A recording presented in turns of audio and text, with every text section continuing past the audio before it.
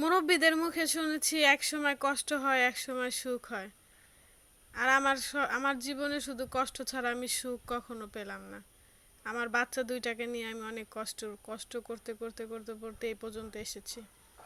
তখন বাধ্য হয়ে স্বামী গেল বিদেশ। সেখানে যেও সেও কষ্ট করে, আমরা বাংলাদেশে কষ্ট করি। আসলে টাকার উপরে কোনো জিনিস নাই, টাকায় হয়েছে সম্পর্ক, টাকায় হয়েছে ভালোবাসা। টাকায় পারে না এমন কোনো জিনিস নেই। আজকে টাকার জন্য ভালোবাসা আলাদা, বাচ্চাদের কাছ থেকে বাবা আলাদা। আর টাকা থাকলে তখন সম্পর্কের মানুষের অভাব থাকে না, ভালোবাসার মানুষের অভাব থাকে না, পাশে থাকার মানুষের অভাব থাকে না। যখন কিছুই থাকে না, তখন তার মাথার উপরে কেউ থাকে না।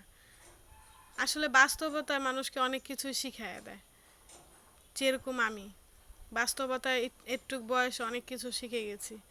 তো এই শিখাটা কতদিন যে শিখতে হবে একমাত্র আল্লাহই জানে।